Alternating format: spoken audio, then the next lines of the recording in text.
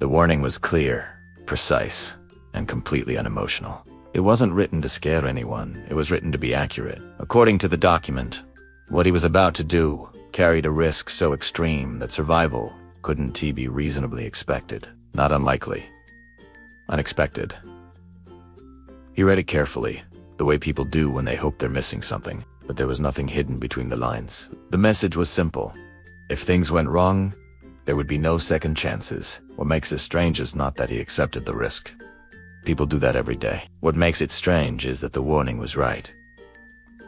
Something did go terribly wrong, and somehow, against every assumption built into that page, he didn't die. On the outside, the day gave no hint of what was coming. No tension in the air. No dramatic signs. Just routine, familiar steps, practiced movements, the comfort of repetition. Everything unfolded the way it always had, which made it easy to ignore the quiet weight of that warning. That's how absurd stories usually begin. Not with chaos, but with normality. The mind settles into autopilot, trusting experience over possibility. He focused on what he could control, unaware that control was already slipping away. Later, people would ask if he felt something was wrong. He didn't. If anything, the calm made it worse. Because this wasn't the start of a disaster. It was the last moment before one. The first accident happened without spectacle. No explosion. No dramatic collapse.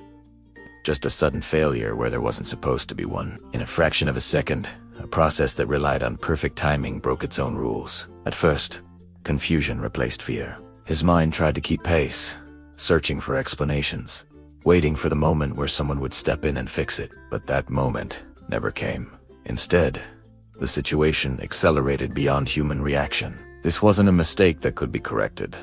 It was a chain reaction already in motion, and somewhere in that brief, irreversible window, the outcome became unavoidable. According to every calculation involved, no one caught in it should have survived. When medical teams took over, the conclusion came quickly and quietly. The injuries weren't debated. The damage wasn't hypothetical. Based on what they saw, survival was just unlikely. It was incompatible with the human body. Procedures continued, not out of optimism, but out of protocol. Machines recorded what they were supposed to record. Numbers appeared exactly where they shouldn't have. Each new update confirmed the same thing. This was beyond recovery. In moments like this, medicine usually narrows the future to a single outcome. And everyone in the room understood it. There would be no recovery, no explanation, no miracle. The question wasn't if he would die, only how long it would take. By all logic, this should have been the end of the story. He was no longer treated as someone who might recover, but as someone being managed toward an outcome already decided. A body following rules. It wasn't meant to bend, and yet, something didn't line up. Vital signs stabilized instead of fading. Small responses appeared where there should have been none. At first, it was dismissed as noise. Machines do that sometimes. Then it happened again, and again. What unsettled everyone wasn't hope. It was inconsistency, because the body in front of them was behaving as if it had missed the memo. This is the moment worth paying attention to. Stay with it, because surviving once was already absurd, and the explanation hasn't even begun yet. The explanation came later, once the shock settled and the reports were written. The first accident wasn't mysterious at all. It was mechanical, violent, and well documented. He had fallen from a height that exceeds what the human body is designed to tolerate. A fall so severe that, in similar cases, survival is virtually non-existent. The impact should have caused immediate, unsurvivable trauma. And yet, the way his body landed changed everything. The angle, the sequence of contact, the fraction of a second that redistributed force instead of concentrating it. It wasn't luck in the cinematic sense. It was physics, behaving in the rarest possible way. The kind of outcome that only appears in textbooks as a footnote. Recovery gave the illusion that the story was over. Months passed, strength returned. The world slowly stopped treating him like an exception. What no one realized was that the conditions that led to the first accident hadn't disappeared, they had simply rearranged themselves. The second event came from a completely different direction. Different place.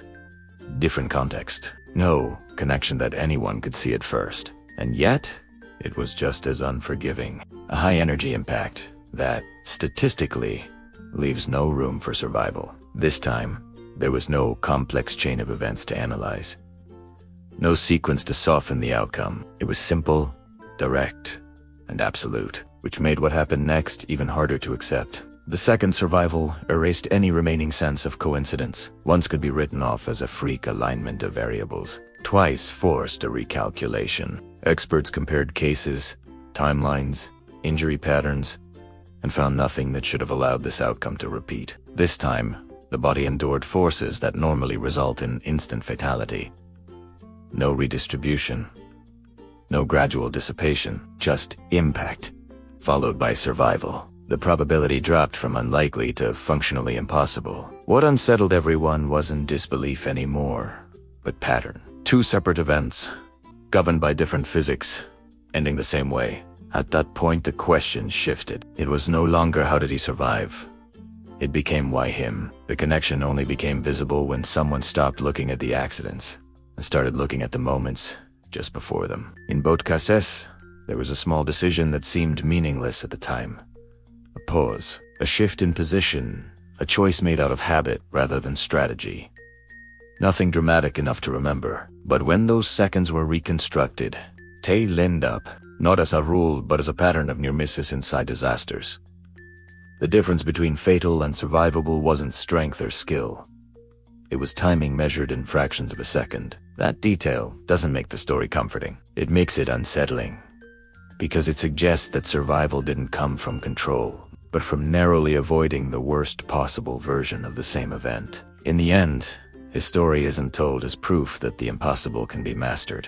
It's told as evidence that it sometimes happens anyway. Two accidents, governed by different forces, both meant to be fatal, and yet both were survived.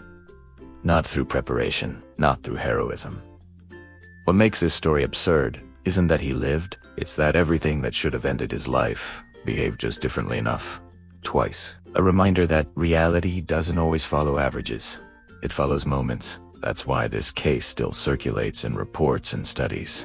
Not because it offers comfort, but because it exposes how thin the line really is between what cannot be survived and what somehow is.